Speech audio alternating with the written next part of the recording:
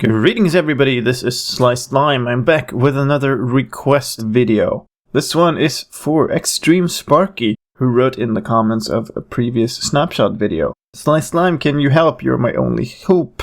What I need is a command to replace an item on the ground with a block. For instance, I throw a dirt block, the item is gone and the dirt block is placed. So we're in this new world. This is freshly created. I haven't done anything in this world. So it's going to be from scratch. And we're going to give myself a command block, of course. For a start, we are in Minecraft 1.8, by the way. This will work in Minecraft 1.9 too, but you can streamline it a bit. We're also going to want a redstone block, of course. What we're going to be doing here is building a fill clock. So we're going to find the positive X direction. It's just that way. And we'll place blocks up in the air like this. This is positive X, this is positive Z. So let's do fill. One offset in X.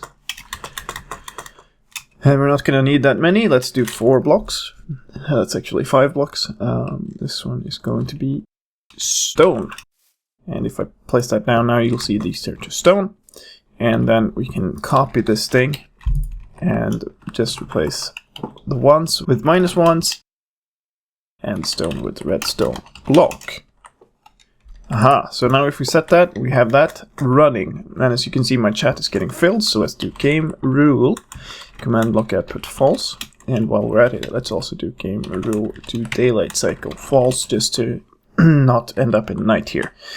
Okay, so this is going to have to be done. Let's grab a dirt block here. For each type of block that you want to throw. So we're going to need a scoreboard, so let's do scoreboard objectives, add block item, maybe, dummy. Now what we're going to do with this scoreboard is we're going to identify the items that fit whatever the description is that we want to use. So I take it from the description there by Mr. Xtream Sparky that he actually wants to do this for more kinds of items. So let's do it for dirt and for sand. So the first thing we need to do is we need to identify these items, and that means doing a scoreboard players set at e type equals item.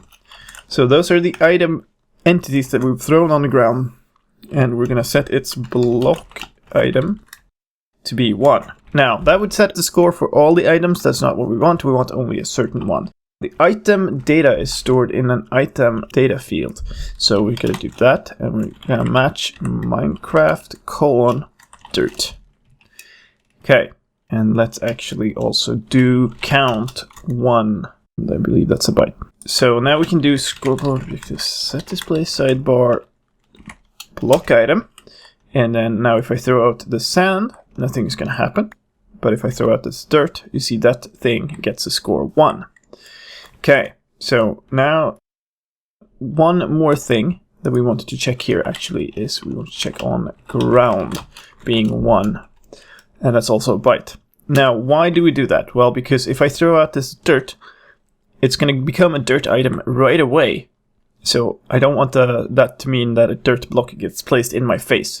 So now we want to wait until it's actually on the ground before we place a dirt block.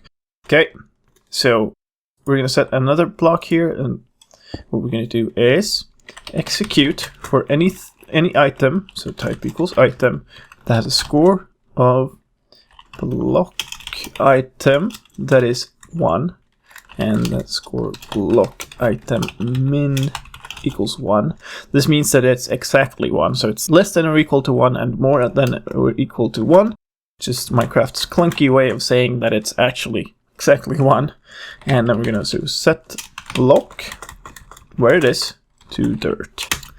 And then at the very end of this fill clock, and why I'm doing this is going to become apparent in a while, but let's set it at the tree. At the very end of this, we're going to do kill at e type equals item score block item min equals 0. So anything that has a score on the block item scoreboard essentially is going to get killed at the end here. Now that should work. If I throw this out, you see it becomes a dirt block. And then we can keep throwing items like that. And they keep setting a block, and that is a dirt block, and they keep getting deleted at the end, so it doesn't happen over and over.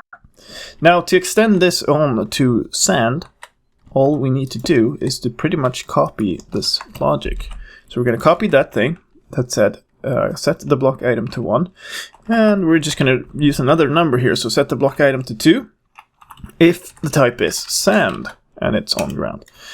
So yep, and then we're going to copy this thing and just add that on. So for each type, we're going to say sand here, and of course we're going to change the score to 2 here. So for each type of item you want to use, then you have to add 2 command blocks like that. But if I throw this down now, you'll see we get a block of sand instead, and I can mix these up and whatever I want. So you could add these for most blocks if you want. You just have to add 2 command blocks on a clock for each one. And if you are going to add it for a lot of blocks, then you might want to consider breaking it up into several clocks so that you don't exceed 63 blocks per chunk. And if you don't know why, there is an advanced tutorial I did on command block performance that you can watch. I'll link that in a card on the screen right now. Pretty quick, pretty easy contraption that you can make with just a few command blocks like so. And if you have any ideas that you would like to see, simple or complicated, then leave your suggestions in the comment section down below or in another comment on one of my videos. And I might pick that one up for the next you requested it. Thank you very much for watching, and I'll see you next time. Bye bye.